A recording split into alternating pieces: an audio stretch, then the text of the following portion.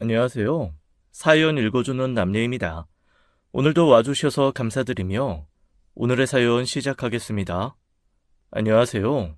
저는 젊어서 못다한 사랑을 끝내 이루게 된 50대 남성입니다. 누구에게나 첫사랑은 있잖아요. 저에게도 평생 잊지 못하고 산 애틋한 첫사랑이 있었습니다. 그 여자를 처음 만난 건 33년 전 한 대학교 정문이었어요.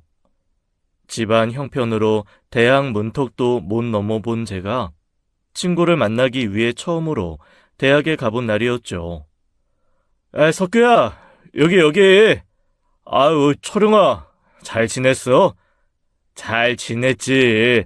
시간 좀 내라니까. 얼굴 보는 게 왜 이렇게 힘들어? 나도 사느라 바빠, 임마. 너 책 볼 때 나는 쉬지 않고 돌아가는 컨베이어 벨트에서 눈을 뗄 수가 없다. 아무리 그래도 그렇지 우리 청춘 아니냐. 연태 말 들어보니까 너 공장에 틀어박혀 산다며. 야, 좀 즐기면서 살자, 어? 아, 그래서 오늘 너 만나러 온 거잖아. 그래, 마침 잘 됐다. 우리 꽈팅 할 거거든. 너도 같이 가자. 마침 한 자리 비었거든. 꽈팅? 야, 됐어. 나는 니네 학교 학생도 아닌데 무슨. 그냥 머릿수 채우면서 이런 것도 같이 즐겨보자는 거지. 나 이미 자리 채울 머리 하나 준비했다 말해뒀으니까 괜히 뺄 생각하지 마. 야! 야! 그날 저는 예기치 못하게 친구 놈의 동기들 틈에 껴서 꽈팅이라는 걸 해보게 된 거예요. 저는 그 학교 학생도 아니었는데 친구의 동기들은 개의치 않아 보였습니다. 그저 그날 만나게 될 여학생들에 대한 기대에 잔뜩 부풀어 있었죠. 저는 그 자리가 마냥 불편하기만 했어요. 고졸 주제에 같은 학교 학생인 척하는 것도 싫었고 여자한테 관심도 없었거든요. 어려운 집안 형편 때문에 밤낮 없이 일만 해도 모자를 판이라 제게 여자는 사치였습니다. 오랜만에 절친 만나 술이나 한잔 하려고 마음먹었었는데 오히려 김이 팍 샜었어요. 적당히 둘러대고 빠져야겠다 마음먹고 억지로 나간 그 자리에서 저는 제 첫사랑을 만난 거지요. 안녕하세요. 이종란이라고 해요. 네. 박석규라고 합니다. 처음 그 여자를 만났을 때 저는 허를 찔린 기분이었습니다. 여자에겐 관심 없다. 여자는 내게 사치라고 생각했던 것이 무색하게도 그 여자를 보는 순간 숨이 턱 막혔거든요. 남중 남고를 나와 처음 느껴보는 감정에 무척 당혹스러웠죠. 새하얗고 귀여운 얼굴에 긴 생머리, 단정하게 입은 원피스, 그야말로 어떤 남자라도 빠지고야 말 것 같은 딱 공주님 같은 그런 타입의 여자였어요. 그 뒤로 그 자리가 어떻게 흘러갔는지는 기억도 나지 않습니다. 때마침 제 맞은편에 앉아 이상하게도 자꾸 눈이 마주치던 그 여자가 신경이 쓰여 눈이 바빴거든요. 그런데 신기하게도 가장 인기가 많을 것 같은 그 여자에게 관심을 두는 사람이 없었습니다. 다 같이 시간을 보낸 후 그 여자에게 전화번호를 물은 것도 저뿐이었어요. 그날 제가 그 여자에게 전화번호를 물은 게 제 인생을 바꿀 일이 된 줄도 모르고요. 야, 너 이종란 전화번호 물어봤다며? 어? 어쩌다 보니. 내가 걔 나오는 줄 모르고 너한테 미리 말을 못했는데 걔도 급하게 대타로 데려온 거래. 머릿수 채우려고. 걔 소문 별로 안 좋으니까 연락하고 그러지 마. 소문이 안 좋다니. 행실이 나빠 보이는 이미지는 아니던데? 걔 행실이 안 좋아서 그런 건 아니야. 뭐 착하고 예쁘긴 한데 걔 좀 공주님 과거든. 위로 오빠 둘 있는 막둥이라 집에서 엄청 싸고 도는 애인지 극성 엄마로 유명하더라. 극성 엄마? 걔네 엄마가 입학식 날부터 찾아와서 같은 과 여자애들 불러다 놓고 이것저것 호구조사하면서 종란이랑 친구해도 되는 애, 안 되는 애 갈라놓고 그래서 난리 났었대. 한 번은 같은 과 선배가 복학해서 뭐 멋모르고 전화번호 물어봤다가 오빠들 찾아와서 대면 조사했다더라. 완전 개그 아니냐? 누가 보면 대통령 딸이라도 되는 줄. 아, 뭐 애는 착하고 괜찮은데 좀 불쌍해. 친구 말로는 아주 극성스러운 집에서 자란 귀한 막내딸이라더라고요. 성인이 된 딸 친구도 본인이 판단에 가려 사귀게 하는 극성 중의 극성 엄마 밑에서 자란 사람이요. 그래서 다들 똥 밟지 않으려고 피하는 분위기였는데 제가 아무것도 모르고 덥석 쥐어버린 것이죠. 그런 사람이 어떻게 꽈팅 같은 걸 나왔을까 싶었는데 그 여자에게 그게 최초의 반항이었대요. 엄마와 오빠의 엄격한 통제 속에서 숨이 막혀 도망치듯 피해온 자리였다고요. 그러니까 전혀 만날 일이 없었던 저희가 거의 기적과 가까운 확률로 만나게 된 거였어요. 친구에게 그런 소리를 들으면 저도 좀 꺼려질 법한데 교통사고처럼 난 사랑을 어떻게 막겠습니까? 그날 이후로 머릿속이 온통 그 여자 생각에 밤낮 할 것 없이 함께했던 그날만 떠올리게 되었죠. 공장에서는 안 하던 실수를 해서 공장장 잔소리도 들어보고 꿈에 나타난 여자 때문에 당황해 잠에서 깨기도 했고요. 여러 날 가슴 앓이를 하다 만난 지 한 달 만에 제가 먼저 연락을 하게 되었죠. 그게 시작이었어요. 저희는 가랑비에 옷이 젖는 줄도 모르고 한 번, 두 번 조심스레 만나 시간을 가졌고 그때마다 사랑이 깊어졌죠. 차라리 저만 가지고 있던 마음이면 몰랐을까? 같은 마음을 가지고 있다는 것을 안 뒤로는 서로에 대한 마음을 주체할 수 없이 키워나갔습니다. 근데 종란아, 나 너한테 솔직하게 말할 게 있어. 뭔데? 실은 나 이 학교 학생 아니야. 아, 알고 있었어. 알고 있었다고? 어떻게 몰라. 그날 오빠는 같은 과 사람들이랑 친해 보이지도 않고 전공 이야기에 끼지도 못하던데. 그리고 그때 내가 공강인 날이 언제냐고 물었는데 공강인 날이 무슨 뜻인지도 몰랐잖아. 강의가 없는 날이 언젠지도 모르는 사람이라니 어쩌면 이 학교 학생이 아닐 수도 있겠다고 짐작은 했어. 그럼 알면서도 나를 만난 거야? 왜? 왜겠어, 바보. 제가 그 여자를 사랑할 수밖에 없었던 건 내가 가진 그 어떤 조건을 보는 게 아닌 저를 있는 그대로 바라봐 주기 때문이었어요. 그 여자는 제게 햇살 그 자체였습니다. 그 여자를 만나기 전까지 저는 제 인생이 먹구름만 드리워져 있다는 걸 알지도 못했습니다.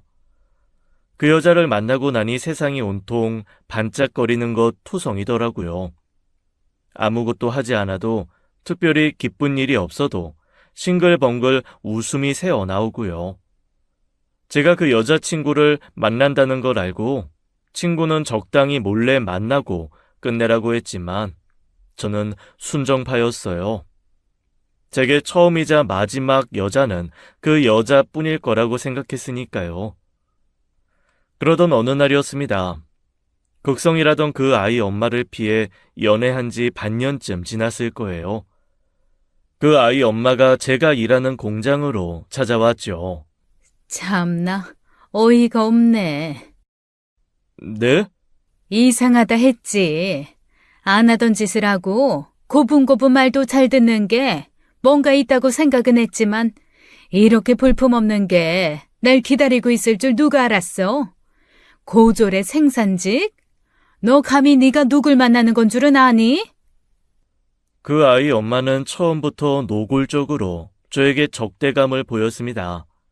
사람을 대놓고 위아래로 훑어보며 기가 막히다는 듯 몇 번이나 혀를 찾는 줄 몰라요.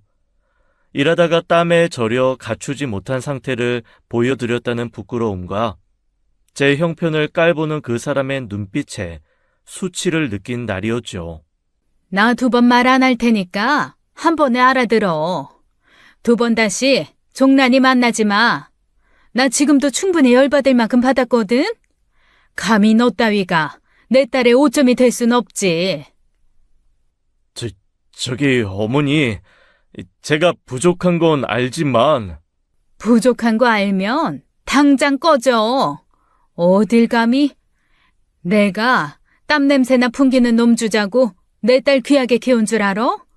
종란이는 못해도 의사 3호라고. 의사 3호. 근데 감히 너 따위가?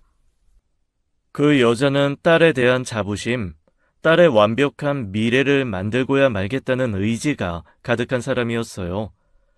못해도 대기업 말단 사원도 싫다. 못해도 의사 사위는 되어야 한다. 삼선 국회의원 집안이거나 대대로 대단한 가업을 가진 집안이어야 한다는 확고한 기준도 있었고요. 일찍 남편을 잃고 3남매를 키우면서 누구보다도 자식들 결혼은 자기가 원하는 사람이 아니면 안 되는 사람이었어요. 그건 여자친구뿐만 아니라 그 위로 있던 오빠들도 마찬가지였고요. 그중 금이야 오기야 공주님처럼 키운 막내딸에 대한 기대가 가장 컸던 거예요. 그런 사람한테 고졸 출신의 공장 생산직 직원이 어떻게 눈에 차겠어요. 아무리 그래도 사람 면전에 두고 그런 이야기를 할 수 있다는 걸 보면 그 여자 수준이 말도 못하게 낮았던 거였죠. 그런 모욕을 당하면 여자한테 정이 떨어지기도 한다던데 저는 여자친구가 너무 가엾기만 했습니다. 여자친구도 그런 엄마 때문에 말도 못하게 스트레스가 컸거든요. 어쩔 수 없이 그 뒤로 몰래 만났었는데 여자친구를 미행이라도 했는지 그 후로는 노골적인 방해 공작이 시작됐습니다. 말귀 좀 알아듣지? 안 그래도 시간 내서 종란이 따라다니는 거 충분히 열받는데 종란이 어린아이 아니고 성인이에요. 다 큰 동생이 만나고 싶은 사람을 만나는 게 뭐가 그렇게 잘못됐다고 그러십니까? 종란이가 머리만 컸지 속은 애거든. 지금도 봐. 명문대 다니면서 고졸 출신 생산직 만나는 것만 봐도 애가 사리분별을 못하잖아. 주변에 내 남자친구 고졸에 공장 다닌다 그 이야기 하는 걸 부끄러워할 줄도 모르고 순진에 빠지네. 그러니 오빠들이 나서야 하지 않겠어? 그러니까 괜히 힘 빼지 말자고, 어? 그 집에서는 여자친구가 혼자 학교에 다니는 것도 못하게 했어요. 학교를 데려다주고 수업이 끝날 때까지 기다렸다가 집에 데려가는 일들이 많았죠. 그럴 때면 여자친구는 빈틈을 노렸다가 오빠들 감시에서 벗어나 도망치기 일쑤였어요. 원래 말리면 더 한다잖아요. 본의 아니게 스릴 넘치는 연애를 하면서 저희 사이는 더욱더 견고해졌죠. 하지만 아무리 견고한 마음이라도 상식적이지 않은 사람들 앞에서는 속수무책이었어요. 아, 석규 씨, 종란이 휴학했는데 몰랐어요? 휴학이요? 아이, 휴학이라니 그게 대체 무슨 말이에요? 저희도 어떻게 된 건지는 자세히 몰라요. 어느 날 갑자기 종란이 엄마가 학과실에 찾아와서 휴학기 내고 가버렸다더라고요.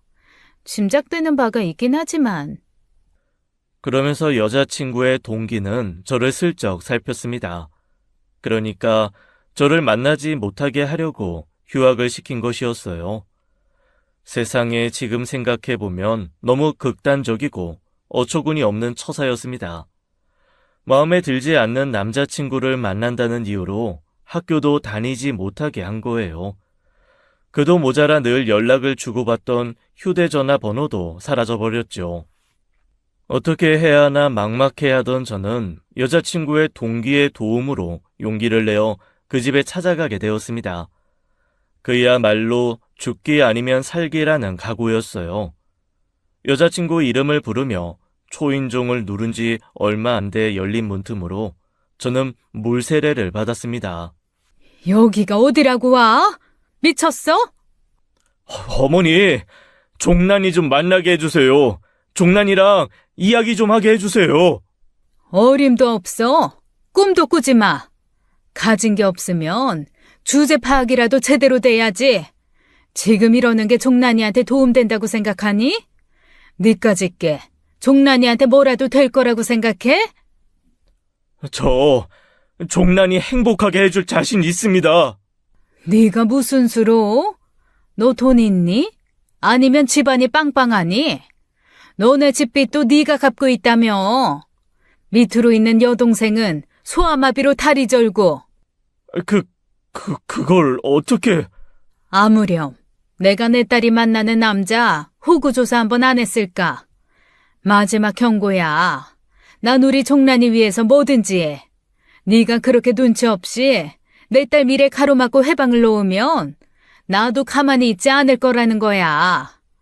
소문난 효자던데 불효자 되고 싶으면 내가 어떻게 나오는지 한번 봐봐. 그 여자는 내 가족을 두고 협박하는 것도 서슴지 않았습니다. 제가 할 수 있는 게 없었어요. 잘 있는지 얼굴만 보여달라, 목소리만 듣게 해달라 사정해 봤지만 어림도 없었고요. 그렇게 그 뒤로도 몇 번을 찾아가 문을 두드렸지만 그 뒤로 한 번도 만날 수 없었죠. 제 애틋한 첫사랑은 그렇게 끝나는 줄만 알았습니다. 헤어진 여자친구로부터 다시 연락이 온 건 30이 다 된 무렵이었어요. 그러니까 그로부터 자그마치 7년이라는 시간이 흐른 뒤였죠. 여자친구가 제 번호를 기억하고 있었던 거예요. 연락을 받자마자 한달음에 달려나갔고 저는 꿈에서나 그리던 여자친구를 다시 만나게 되었죠. 종란아, 어떻게 된 거야? 대체 왜 지금까지 연락이 없었어? 미안해, 오빠. 나도 너무 연락하고 싶었는데 그럴 수가 없었어.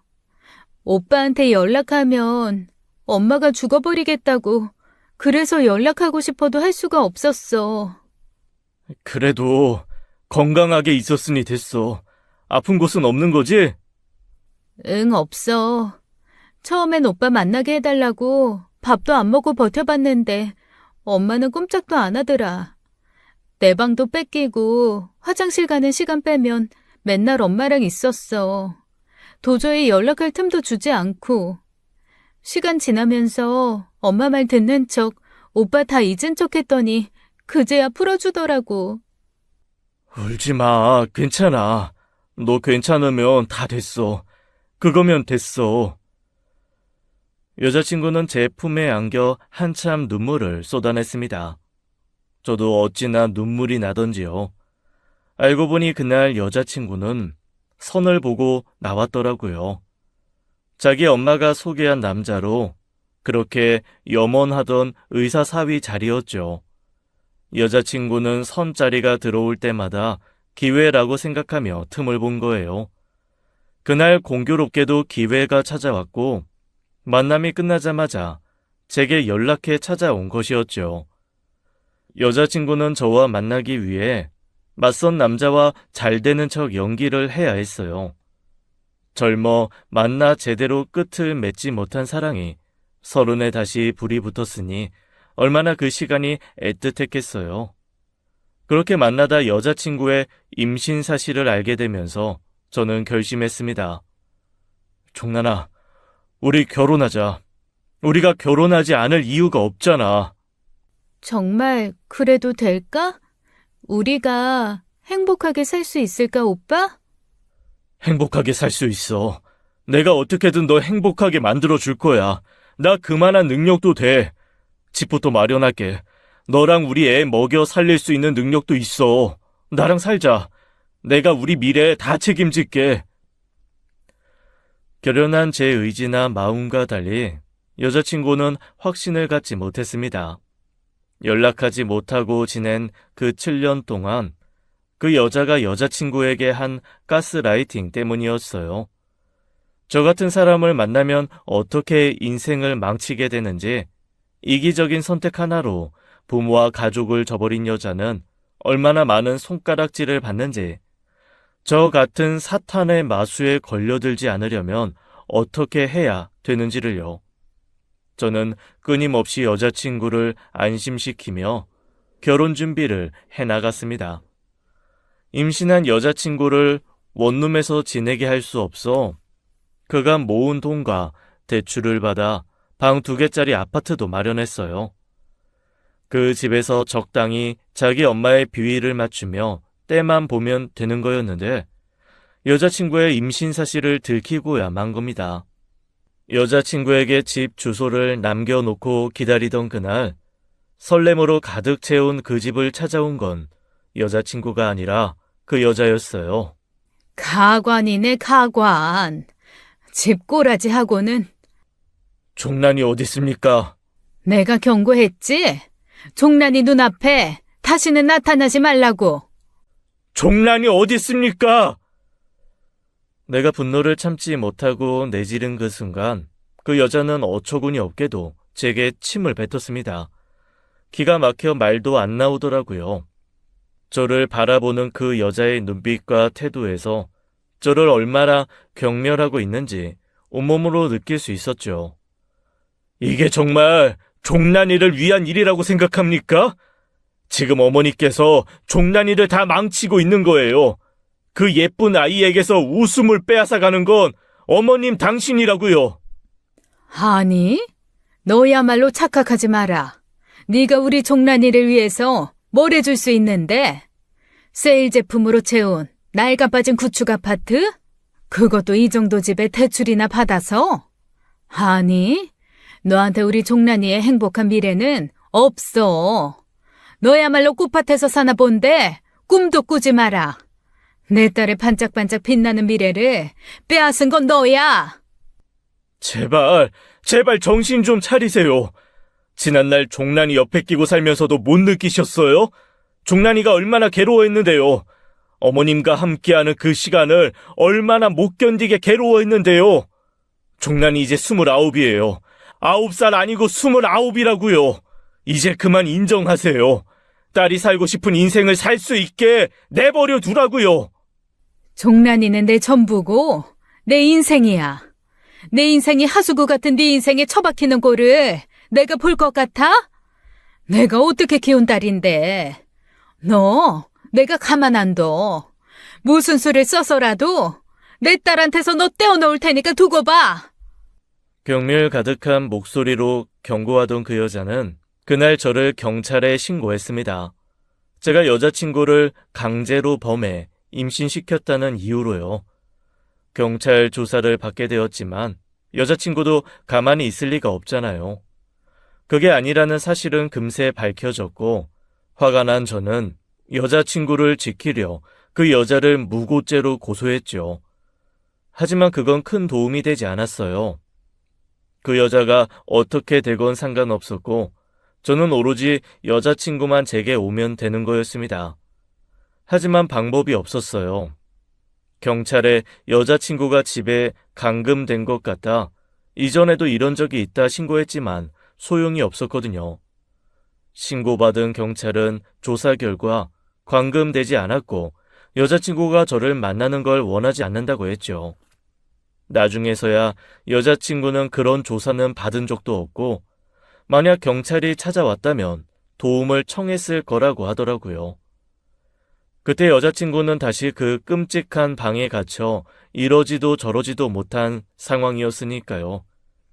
여러 날 연락은 되지 않고 임신까지 한 상황이라 애가 타더라고요. 하지만 그 뒤로 오랫동안 여자친구의 연락을 받을 수 없었죠. 수개월 뒤 그 여자만 다시 만나게 된 거예요. 여자친구가 낳은 아이와 함께요. 목숨도 질기지. 누굴 닮았는지. 종란이는요. 너한테 알려줄 생각 없으니까 궁금해하지 마라. 내가 너한테 베풀 수 있는 선정은 딱 여기까지야. 보육원에 보내려다 데려다 준 거니 애나 책임지고 살아. 종란이도 그렇게 하겠다고 약속했으니. 종란이가 그렇게 약속했다고요? 제가 믿지 않자 그 여자는 그럴 줄 알았다는 듯이 제게 음성 녹음 파일 하나를 틀어주더라고요. 그 음성 파일에는 여자친구의 영혼 없는 목소리가 담겨 있었어요. 오빠, 우리 애 좀 부탁해. 오빠한테 애만 맡겨서 미안해. 근데 나는 그 이상은 안 될 것 같아. 우리 예원이 좀 부탁할게. 누가 봐도 옆에서 지켜보고 있어서 어거지로 뱉은 목소리를 두고 그 여자는 그거 보라는 듯한 표정을 지었습니다. 그리고 애 옆으로 여자친구 지장이 찍힌 친권 포기 각서까지 남겼어요. 아이에 대한 어떤 권리도 주장하지 않을 테니 여자친구는 죽었다고 생각하며 살라고요. 그러면서 제가 아기를 안고 있는 사진을 찍어가는 거예요. 훗날 알게 된 사실이지만 아이를 제게 보낸 건 여자친구의 뜻이 맞았습니다. 보육원에 보낼 거라는 낌새를 알고 모든 걸 엄마 말대로 할 테니 애만 아빠 밑에서 키우게 해달라고 사정했대요. 절대 들어주지 않겠다는 걸 죽을 결심을 보이고 나서야 애가 저에게로 올 수 있었던 것이죠. 그렇게 저는 졸지에 애 엄마도 없이 혼자 딸을 키우게 된 미혼부가 된 겁니다. 여자친구 집은 이미 오래전 이사를 간 후였기에 그 후로 제가 여자친구를 만나기 위해 할 수 있는 일은 없었어요. 다행히 저를 도와주시는 분들이 많았다는 겁니다. 제 사정을 딱하게 여기는 공장 어른들께서 제 편의도 많이 봐주셨고 엄마와 여동생의 도움을 받아 아이를 키웠어요. 딱 하나 힘든 게 있다면 엄마를 찾는 딸이었습니다. 엄마의 존재를 알려준 적도 없는데 책이나 미디어를 통해 접한 엄마라는 존재를 알게 된 거예요. 자기 엄마는 어딜 갔는지, 나는 왜 엄마가 없는지 그 작은 입으로 의문을 던질 때마다 가슴이 무척 아팠죠. 그래서 주변에서 재혼 권유도 숱하게 받았어요. 석규야, 아닌 건 놓을 줄 아는 것도 용기야. 예원이 엄마랑 인연은 딱 거기까진 거지. 예원이 커갈수록 엄마 그리워할 텐데 언제까지 그렇게 살아. 예원이한테도 엄마 만들어주고 너도 안정적인 가정 꾸려야지, 어?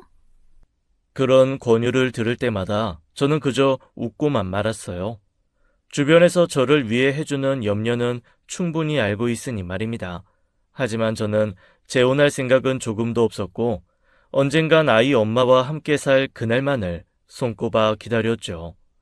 언젠가는 그게 설령 수십 년이 걸릴지라도 우린 분명 다시 만날 수 있을 거란 확신이 있었어요. 그날을 위해서라도 제 옆자리는 항상 아이 엄마의 것으로만 남겨두어야 했죠. 제가 그렇게 사는 걸 속상해 하시던 엄마가 한 번은 무속인을 찾아 점을 보러 간 적이 있었대요. 그런데 거기서 그러더랍니다. 저는 사주팔자상 30 중반부터 기가 막히게 필 팔자인데 하나 있는 딸이 복덩이라 승승장구할 거라고요. 말도 못하게 괴롭고 힘든 시간이 있겠지만 그 시간만 버티면 비온 뒤 굳어진 땅처럼 단단해진 집안으로 금세 일어설 거라고 했다더라고요. 점이나 사주를 맹신하는 건 아니었지만 신기하게도 30 중반부터 갑자기 일이 잘 풀리기 시작했어요. 모아둔 돈 중 오래 알고 지내던 공장 동료의 권유로 시작한 부동산 투자에서 큰 돈을 벌게 된 겁니다. 그렇게 종잣돈을 모아 재투자를 하는 데 눈이 떠서 40이 됐을 때 제 이름으로 된 번듯한 상가 건물도 갖게 된 거예요. 공장 일을 그만두고 설비 부품을 만들어 납품하는 제 사업장도 냈고 어엿한 사장님 소리를 듣게 되었습니다. 어떻게든 삶을 놓지 않고 열심히 살다 보면 그에 따른 복이 온다더니 제게도 그런 날이 오더라고요. 아빠, 이것 봐. 나 저번에 과학탐구의 날에 그린 미래도시 그림 있잖아.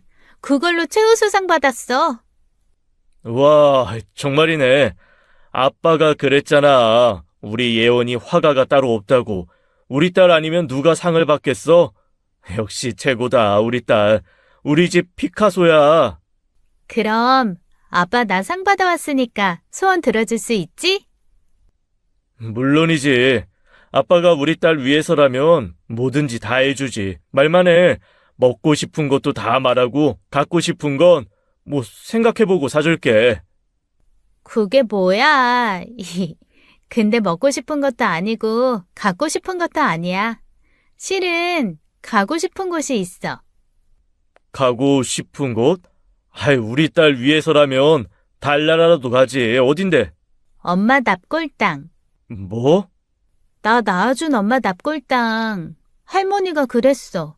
엄마가 나 낳다가 돌아가셔서 납골당이란 곳에 있다고. 저는 생각지도 못한 말에 순간 말문이 막혔어요.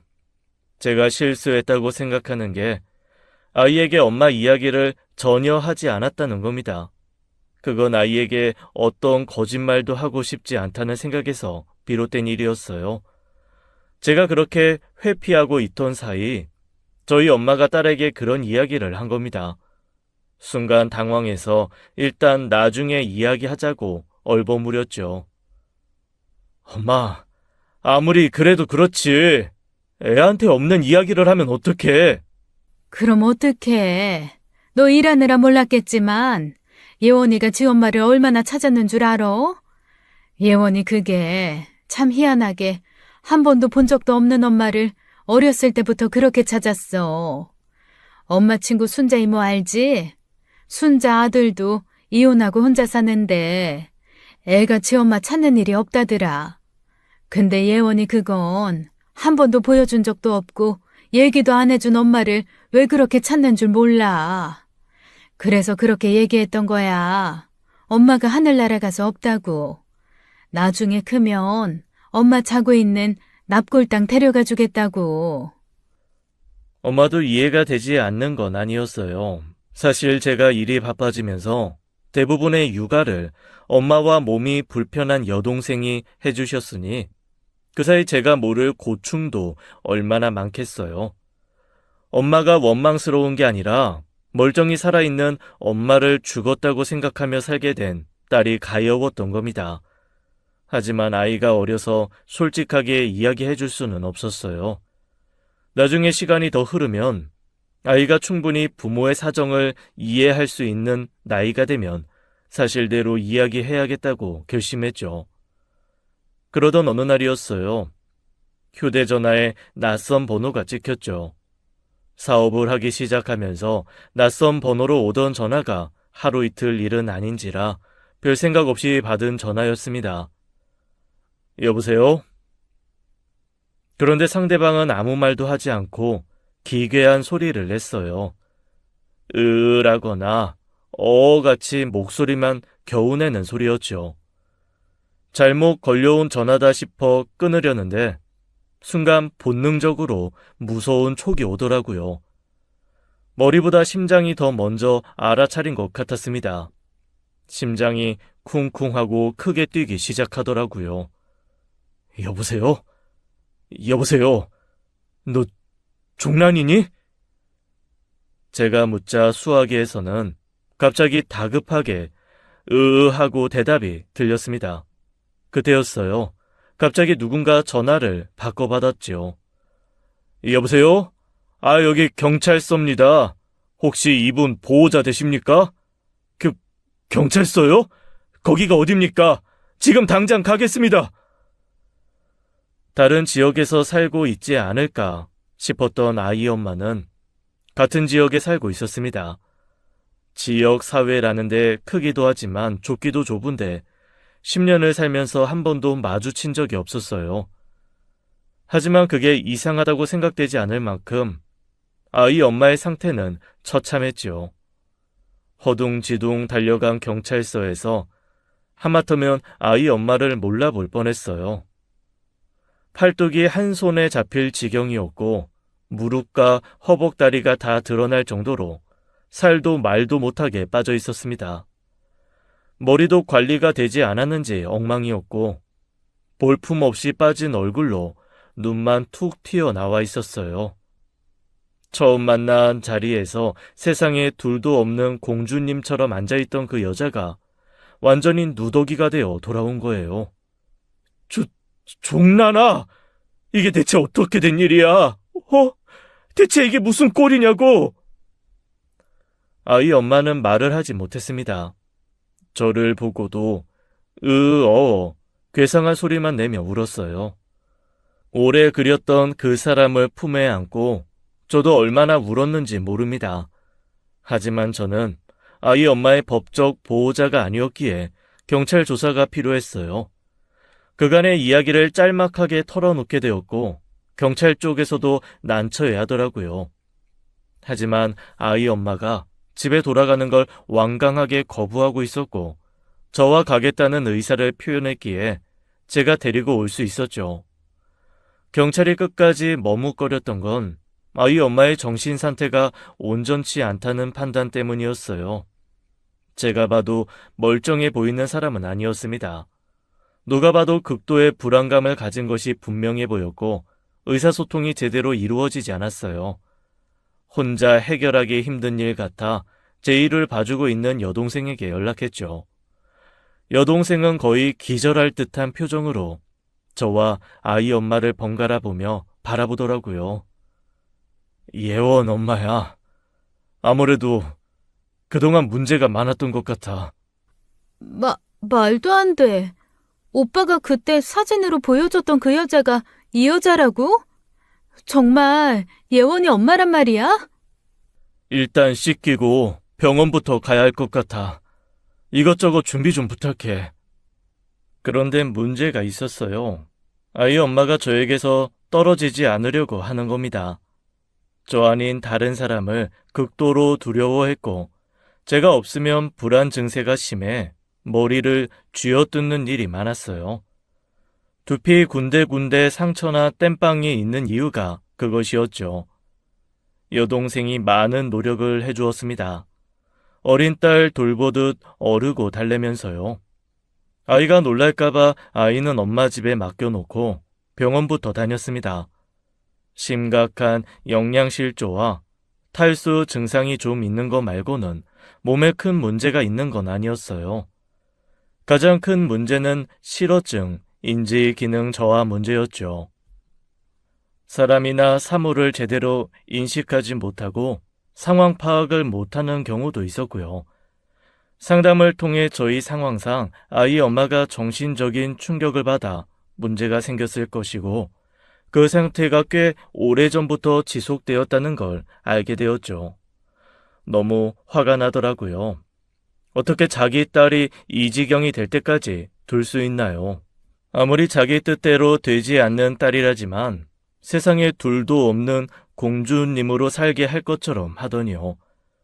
변호사를 만나 법적인 조치를 하려고 준비 중 경찰서로부터 연락이 왔습니다. 아이 엄마의 실종 신고가 들어왔다고요. 그래서 10년 만에 아이 엄마의 어머니, 제겐 이제 장모가 된 사람을 만나게 되었죠. 10년이면 강산도 변한다고 했는데 그 사람은 변한 게 없더라고요. 즐기다 즐겨. 아주 쇠심줄보다 아주 즐겨. 종란이 어딨어? 종란이 내놔. 종란이가 그쪽 인형입니까? 어떻게 사람을 그 지경으로 만들어요? 어떻게 자식 인생을 그렇게 짓밟을 수가 있어요? 짓밟다니. 누가 짓밟아? 내가 짓밟아? 뻔뻔한 새끼. 내 딸 인생 짓밟아서 엉망진창으로 만든 건 너야. 너만 아니었어도 내 딸 대학 졸업해서 의사랑 결혼해서 지금쯤 의사 사무소리 듣고 살았을 거라고. 그런데 뭐? 종란이 인생을 짓밟아? 내가? 내 인생인 그 아이를? 종란이 꼴을 보세요. 그게 사람입니까? 완전 거죽만 남은 인형이 됐어요. 예원이보다 못한 어린애가 돼버렸다고요. 이게 당신이 원하는 딸의 미래예요? 이게 당신이 말한 당신 인생이에요? 가만두지 않을 겁니다. 종란이를 위해, 내 딸을 위해 당신 절대 가만 안 둬요.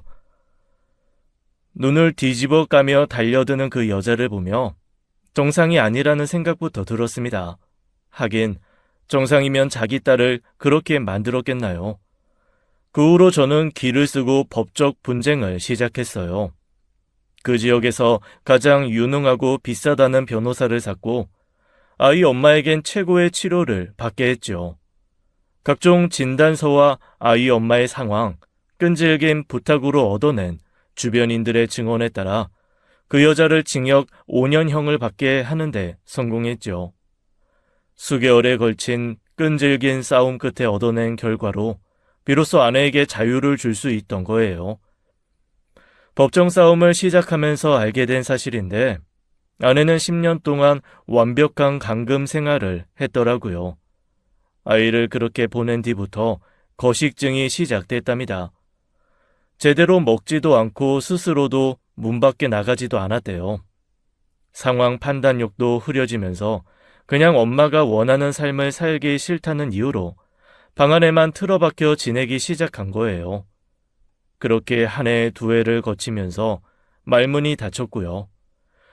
그러다 보니 가끔은 자기가 누군지도 모르고 막연히 떠오른 아이와 제 얼굴만 생각하며 살았대요. 그러다 한 번씩 정신이 돌아오곤 했는데 도망친 그날도 운 좋게 그런 날이었던 거지요. 숫자를 읽으라면 읽지도 못하는 사람이 신기하게 제 번호 11자리만 외우고 있어 일어난 기적이었어요. 뒤 늦은 결실이지만 저희는 비로소 11년 만에 온전한 가족이 될 수 있었습니다. 일이 모두 마무리가 된 후 아이를 만나게 했는데 아내는 아이를 단번에 알아보더라고요. 겨우 팔에 안겼을 때 헤어진 아이가 몰라보게 훌쩍 자랐는데도요. 아내는 아이 이름도 제대로 부르지 못하고 두 팔을 벌렸습니다. 늘 엄마를 그리워했던 아이는 울면서 그 품에 안기더라고요. 어려서 염려는 됐지만 최대한 아이가 상처가 되지 않는 방향을 찾아 솔직하게 이야기해 주었어요. 아이는 말없이 듣더니 다시 한번 아내의 목을 꼭 끌어안고 울더라고요. 내가 지켜줄게. 엄마, 이제 내가 지켜줄게. 그러니까 내 옆에만 있어. 내 옆에만. 알았지? 아이를 만나게 되면서부터 아내는 몰라보게 상태가 좋아졌어요. 언어 치료를 받기 시작했고 서툴렀지만 발화 기능이 천천히 돌아오고 있었죠. 인지 기능도 돌아왔고 간혹 불현듯 찾아오는 우울감이나 불안증을 제외하면 정상인에 가까웠죠. 그렇게 되기까지 엄마와 여동생의 역할이 무척 컸어요. 엄마는 그저 며느리가 안쓰러워 막내딸처럼 하나부터 열까지 다 챙겨주셨죠. 그렇게 영원히 행복하게 살았답니다. 라는 해피엔딩이면 얼마나 좋을까요? 현실은 꼭 그렇지만은 않았습니다. 비로소 평범한 가정을 이루어 행복하게 살던 어느 날이었어요. 며칠 동안 들러붙은 목감기가 떨어지지 않아 제 건물에 들어선 병원에 갔다 나오던 길이었죠. 2층에 있던 병원에서 계단을 통해 내려왔는데 1층에 들어선 순간 벼랑간 물벼락이 떨어진 겁니다. 이 개새끼! 너무 놀라 당황한 저는 그대로 나자빠졌고 바닥에 미끄러져 엉덩방아를 세게 찧었죠. 고통도 잠시, 이번엔 들고 있던 양동이로 제 머리를 후려친 겁니다. 알고 보니 출소한 장모가 제가 올라가는 걸 보고 벼르고 있다가 벌인 짓이었어요. 들여보낼 땐 들여보내면 끝인 줄만 알았는데 무기징역이 아니고서야 결국 나오게 된다는 당연한 이치를 잊고 살다 당한 것이죠. 네가 내 딸을 빼앗고 날 감옥에 보내고도 잘 살 줄 알았지? 아니, 어림도 없어. 내가 그 꼴을 보고 가만히 두고 볼 것 같아? 의사 사무 소리 들으래야. 고작 고졸 공장직 따위가 넘부레가 아니라고. 이미 미쳐 날뛰기 시작한 그 여자는 말대로 저를 마구 후려치기 시작했습니다. 넘어질 때 꼬리뼈를 다친 건지 허리에서부터 묵직하게 전해지는 고통에 속수무책으로 당했어요. 다행히 그 소란에 뛰어나온 약국 약사님의 도움으로 경찰이 왔고 저는 그 여자를 다시 폭행으로 고소했죠. 알고 보니 그 여자는 제 건물에 새로 고용된 청소부였어요. 건물 관리를 여동생에게 전부 맡기고 저는 제 사업에만 집중하고 있던 터라 몰랐습니다. 여동생도 설마하니 그 여자가 그 여자일 거라고는 생각도 못했어요. 소송 자체도 거의 제가 끌고 가다 보니 여동생이 그 여자 얼굴을 제대로 인지하지 못한 탓도 있었고요. 미안해, 오빠. 청소부 고용에 뭐 얼마나 대단한 서류를 요구했겠어. 자필로 쓴 이력서 가지고 온 분들이 대부분이고 지금까지는 문제도 없었는데 그런 사람이 걸릴 줄 누가 알았겠어. 그게 어떻게 네 탓이겠어. 너무 자책하지 마, 은경아. 확실히 해고 통지는 했지? 응, 혹시 몰라서 오빠 얘기는 안 했어. 뭐 할 필요도 없지. 건물 청소부가 건물 내에서 폭행 사건 일으켰는데 해고 사유는 충분하지. 그래, 잘했어. 혹시나 연락 오더라도 더는 상대하지 마. 아내를 그렇게 만들었을 때부터 정상적인 사람은 아니라고 생각했기에 공권력을 이용해서만 대응했어요. 하지만 고소하면 뭐합니까? 버젓이 돌아다닐 수 있는데요. 며칠 후 다시 병원을 찾은 저는 또 그곳에서 그 여자를 만난 거예요. 분명히 여동생이 해고했다고 했는데 밀대를 들고 또 설치고 있더라고요. 젊은 놈이 벌써부터 병원 드나드는 꼴을 보니 내 말이 맞았지. 이제 하다 몸도 시원찮어? 집안 능력도 안 돼, 돈도 없어, 머리도 딸려, 대학도 못 가. 이젠 병신? 그러고도 내 딸을 데려가? 무슨 염치로? 청소부는 누가 청소부야? 내가 지금 이 밀대 들고 있다고 청소부로 보이나 본데? 웃기지 말어. 이 건물이 누구 건 줄 알아? 내 아들 거야. 이 건물이 종란이 오빠 거라고요? 그래. 내가 내 아들 건물 쓸고 닦아주는데도 네 허락이 필요하냐? 너 내 아들한테 다 얘기할 거야. 평생 이 건물 그 어떤 가게도 이용할 수 없게 출입 금지시킬 거라고. 버젓이 건물주 앞에서 자기 아들 건물이라 관리 중이라고 하는데 얼마나 기가 찼겠어요. 상종을 말아야겠다고 지나치는데 말대로 제 앞을 가로막더라고요. 2층 계단으로 올라가지 못하게 회방을 놓으면서요. 그때 잠자코 지켜보고 있던 약사님이 나와 일부러 아는 체를 하시더라고요. 사장님, 저 안에 누수 있는 것 같다고 말씀드렸잖아요. 사람 불러다 확인해보니 제가 착각한 거더라고요. 누수 아니었어요. 건물에 누수가 있다는 말을 들어본 적이 없었고 심상찮은 약사님의 눈빛에 일부러 그런 말을 하는 거라는 걸 눈치챘습니다. 그래서 저도 적당히 대꾸했죠. 그거 다행이네요. 혹시라도 문제 있으면 말씀해 주세요. 문제는요. 여기서 8년 동안 지내면서 사장님 덕 얼마나 보고 있는데요. 바쁘실 텐데 여긴 어쩐 일이세요? 전체적으로 임대료가 오를 거라는 소문이 있던데.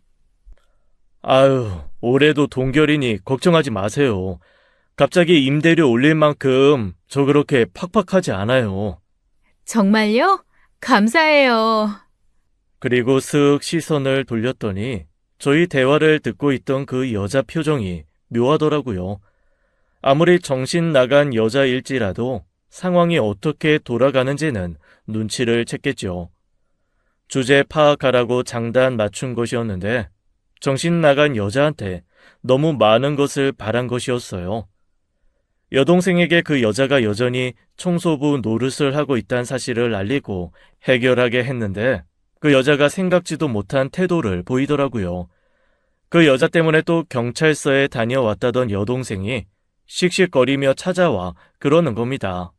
진짜 기가 막혀서 당장 나가라고 했더니 뭐라는 줄 알아? 자기가 누군 줄 아느냐고. 건물주가 자기 사위라고. 자기 함부로 하면 큰일 난다고 그러는 거야. 참나, 사위는 무슨, 큰일은 무슨. 정말로 그랬다고? 사위라고? 기가 막히네. 정말 소름 끼치게 뻔뻔한 사람이더라. 어떻게 사람이 그래? 그냥 하는 말이 아니라 진짜 정신적으로 미친 사람이야. 아주 무서울 지경이라니까. 그래서 내가 상대하지 말란 거야. 보통 여자가 아니야. 자기 자식 그렇게 만들었으면 말 다 했지 뭐. 언니가 너무 불쌍해. 정말 말도 못하게 불쌍해 죽겠어. 그러던 어느 날 꽃집 사장에게서 연락이 왔습니다. 건물 관리는 여동생이 하고 있지만 유일하게 꽃집 사장님은 개인적인 친분이 있는 사람이었어요. 처음 건물에 꽃집 하겠다는 사람이 남자라 제가 호기심에 먼저 다가가 친해졌거든요. 몇 달 서로 바빠 연락이 뜸했다가 오랜만에 연락이 온 것이죠. 사장님, 저요, 평온꽃집 잘 계시죠? 네, 사장님, 저야 잘 지내죠. 무슨 일이세요? 다름이 아니라 사장님 장모라는 사람이 가게에 찾아왔어요. 뭐 자기가 급한 일이 있는데 현금이 없어 그렇다고 10만 원만 빌려달라고 하더라고요. 옆에 약국에서 들은 이야기도 있고 해서 뭐 저 현금 없다고 둘러대고 말았는데 들어보니까 죽집이랑 네일샵에 멋모르고 돈을 줬나 봐요. 사장님께서도 알고 계셔야 할 것 같아서요. 네? 뭐라고요? 예, 알겠습니다. 예, 알려주셔서 감사해요. 그 길로 하던 일도 멈추고 죽집과 네일샵 사장님을 만나 자초지종을 설명하고 대신 돈을 갚았어요. 그리고 따로 부탁드려 소송에 도와주십시오. 부탁도 드렸죠. 사실 따지고 보면 틀린 말은 아니라 사기죄로 고소하는 게 쉽지는 않았지만 그간의 소송 기록과 특수한 관계성을 따라 어려운 일은 아니었죠. 경찰에 신고했지만 그새 도주해 잡을 수 없다는 연락을 받게 되었어요. 도주했다는 소식에 이대로는 정말 안 되겠다 싶더라고요. 알고 보니 복역 이후로는 보디가드처럼 부리던 아들들과도 연이 끊겨 나 몰라라 하고 사는 모양이었습니다. 그야말로 무서울 것도 아쉬울 것도 없는 여자라 더 무서웠어요. 여전히 그 여자 이야기만 나오면 불안증이 도지는 아내인지라 따로 말도 안 했습니다. 적어도 저는 제 아내와 아이에게만큼은 영원한 평화를 주고 싶었거든요. 그러던 어느 날이었어요. 아내로부터 온 연락을 받았는데 아내가 으으하며 고통스러운 신음만 흘리는 게 아니겠어요.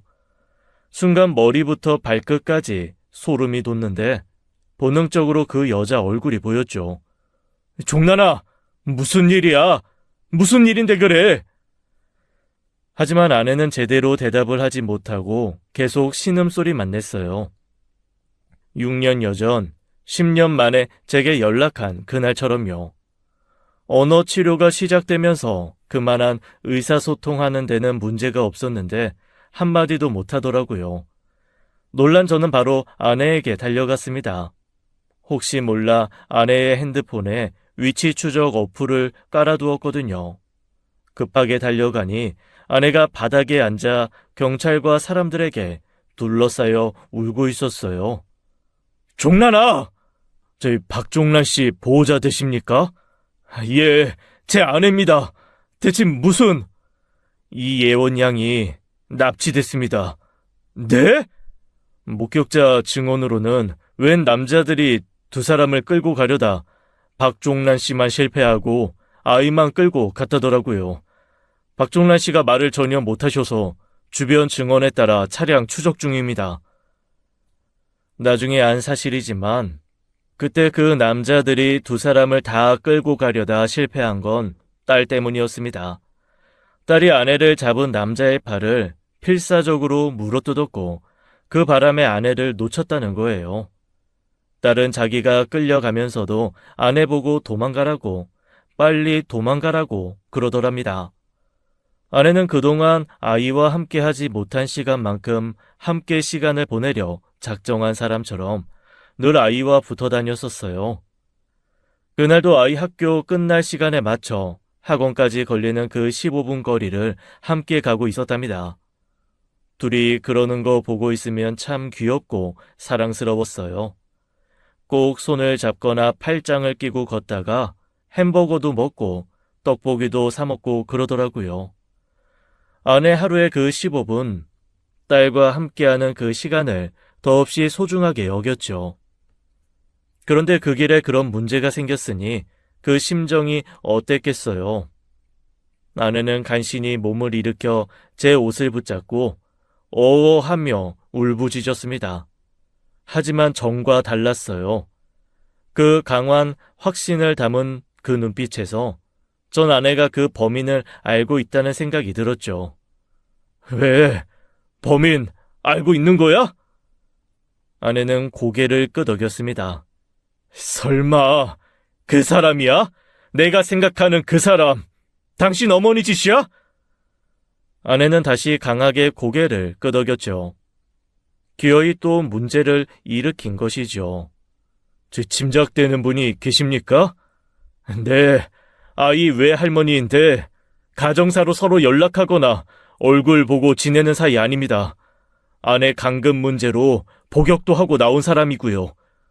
복역이요? 이거 문제가 커지겠는데요.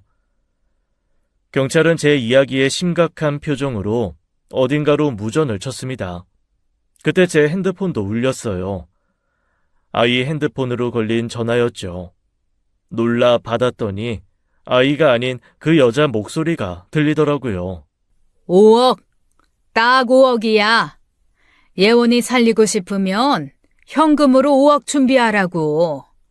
그만한 능력이 되는지 안 되는지 한번 보자고. 내가 의사 사위 포기하고 얻은 사위 능력이. 사위는 누가 사위야? 이 정신 나간 여자가 진짜!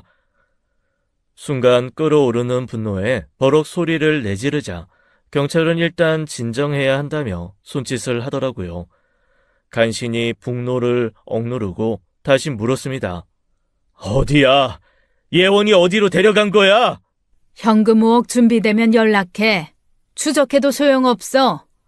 어차피 목숨은 찰나라. 미쳤어? 당신 딸이 낳은 자식이야. 당신 손녀라고.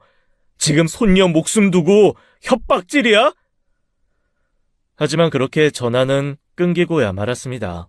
눈앞이 캄캄하다 싶던 그때 저는 뭔가 떠올랐어요. 넋을 놓고 다시 주저앉은 아내 발에서 벗어난 아내의 신발을 보고서요. 얼마 전 작은 위치 추적기를 사온 적이 있었어요. 아내가 감금되어 헤어졌던 그 시기는 저에게도 큰 충격이라 그 일에 좀 민감한 편입니다. 그래서 휴대전화에 어플을 깔았던 것이고요. 하지만 휴대전화가 무용지물이 되면 어플이 소용이 없는 거잖아요. 그래서 그 여자가 등장하고 불안한 마음에 부착식 GPS를 사왔던 겁니다. 아무것도 모르는 아내는 굳이 그런 게 왜 필요하냐고 핸드폰이면 된다고 웃더라고요. 그때 옆에서 딸이 그러는 거예요. 그럼 이건 내가 가지고 있어야겠다. 내 신발에 붙여놓을게, 엄마. 엄마 항상 나 어디 있는지 궁금해하잖아. 그러면서 그 GPS를 자기 신발에 달더라고요. 아내가 딸에 대한 염려가 무척 컸는데 자기가 그렇게 자라서인지 딸에게 집착하는 모습을 보이는 걸 싫어했어요. 딸이 어디에 있든 알고 싶어 하면서도 저처럼 위치 추적 어플을 설치해달라고 하지도 못했죠. 그런데 딸이 그때 자기가 자초해서 즐겨 신던 운동화에 깔아둔 겁니다. 그게 갑자기 생각난 것이었어요. 그래서 아내 핸드폰에 설치된 딸의 위치 추적기를 조회한 결과 바로 딸의 위치를 파악할 수 있었죠. 경찰에게 바로 그 사실을 알리고 인근 저수지로 향하는 차량을 빠르게 추적하기 시작했습니다. 저도 아내를 데리고 급하게 따라갔고요. 낚시터가 있는 저수지였어요. 그곳에 그 여자가 딸을 데리고 있었죠. 함께 있다던 남자들은 온데간데 없이 혼자서요. 저는 미친 듯이 뛰어 다가갔고 아내는 손발이 묶인 채 쓰러진 딸을 곁에 두고 있었습니다. 당신 미쳤어? 돈을 준비하라고 했더니 날파리들만 데려왔네. 내가 지금 정상으로 보여? 나 무서울 거 없는 사람이야. 종란이를 뺏긴 그 순간부터 내 인생 완전히 망했다고. 당장 돌려줘. 예원이 돌려달라고. 미친 듯이 소리는 질렀지만 섣불리 움직일 수는 없었습니다. 자칫하다간 아이가 물에 빠질 것만 같았거든요. 게다가 그 여자는 자기 말대로 무서울 게 하나도 없는 것이 느껴졌어요. 그때 뒤늦게 아내도 경찰과 함께 다가왔습니다. 고효춘 씨, 진정하시고 섣부른 행동하지 마세요. 경찰은 만일의 상황에 대비해 총을 겨누었습니다. 그러면서 제게 곧 특수 지원팀이 올 거라고 하더라고요. 아무래도 아이의 생명이 위협받는 일촉즉발의 상황이라 그런 것 같았습니다. 그런데 그 여자가 아내의 모습에 반응을 하더라고요. 종란아, 내 아가, 내 인생, 내 전부. 그러면서 갑자기 눈물을 흘리며 아내에게 손짓을 하는 거예요. 아내는 흠칫 놀라며 제게 바짝 붙었죠. 그러면서도 바닥에 쓰러져 누운 딸에게서 눈을 떼지 못했습니다. 아가, 이리 온. 엄마한테 와. 많이 무서웠지? 엄마 많이 보고 싶었어. 하지만 아내가 꿈쩍도 하지 않자 그 여자의 표정은 대번에 다시 바뀌었어요. 딸을 바라보는 시선을 느꼈는지 갑자기 제안을 하는 겁니다. 너가 나한테 오면 예원이 보내줄게. 여자의 의도대로 아내는 그 말에 반응을 했어요. 안 돼, 안 돼, 여보, 속지 마. 내가 예원이 구할게. 엄마는 너무 보고 싶었어. 꿈에서도 우리 종란이 생각밖에 못했어. 이리 오 나가. 예원이는 저 자식한테 데려가라고 하자. 우리 같이 가자 종란아. 여보, 안 돼, 안 돼. 하지만 아내를 말릴 수가 없었습니다. 제 손끝이 아내의 옷깃을 아슬아슬하게 놓치고 말았어요. 여자는 순순히 아내가 다가오도록 두었고 대신 아내와 함께 다른 쪽으로 자리를 옮겼어요. 저와 경찰이 아이를 무사히 데려갈 수 있도록요. 이제 문제는 아내였습니다. 그래도 성인이고 정신을 차리고 있으니 다행이었어요. 하지만 그런 생각하자마자 제 생각이 완전히 틀렸다는 걸 알게 되었죠. 종란이 넌 내 인생이고 내 전부야. 끝까지 같이 가야지. 순식간에 벌어진 일이었어요. 그 여자가 아내를 와락 안고 물에 뛰어들어 버렸죠. 놀라고 있을 새도 없이 저도 물에 뛰어들었습니다. 그 정신 나간 여자는 물속에서도 아내를 놓지 않으려 꽉 잡고 있었어요. 버둥거리며 그 품에서 아내를 구하려고 얼마나 힘을 썼는지 모릅니다. 그 뒤로 다른 경찰 인력들이 투입되면서 간신히 그 품에서 빠져나올 수 있었고요. 그게 그 여자의 마지막이었어요. 구출되는 과정에서 오랫동안 물속에 머물게 된 여자는 뒤늦게 물 밖에 나와서도 다시 숨을 쉬지 않았죠. 물속에서 나온 여자의 사망 선고를 듣고 딱 하나만 생각했습니다. 이제 다 끝났구나. 내 아내와 내 아이, 그리고 내 가족에게 비로소 온전한 평화가 찾아오겠구나. 사람이 죽은 걸 보고 그런 생각부터 할 만큼 그 여자는 저의 삶에 있어 지옥 그 자체였죠. 수년이 지난 지금 그 일을 이야기하는 사람은 아무도 없습니다. 아내도 아이도 저도 그런 일은 없었던 일처럼 지내고 있어요. 그러면서 누구보다 행복하게 지내고 있죠. 그 일은 분명 저희 가족의 삶에서 절대 사라질 수 없다는 건 알아요. 하지만 그 여자가 존재하는 삶보다 존재하지 않는 지금의 삶이 훨씬 행복하다는 것도 압니다. 그래서 그 일로 불행을 이야기하거나 불필요한 죄책감 같은 건 누구도 갖지 않죠. 그건 그 여자가 자초한 일이었으니까요. 죽어서도 만나고 싶지 않지만 훗날 만나게 된다면 물어보고 싶네요. 대체 당신의 인생이 뭐였냐고. 망가진 채 방에만 틀어박혀 살던 딸의 모습이 진정 당신의 꿈이었냐고요. 지금까지 사연 읽어주는 남녀였습니다. 끝까지 함께 해주신 여러분 감사드리며 저희는 다음 사연으로 돌아올게요. 감사합니다.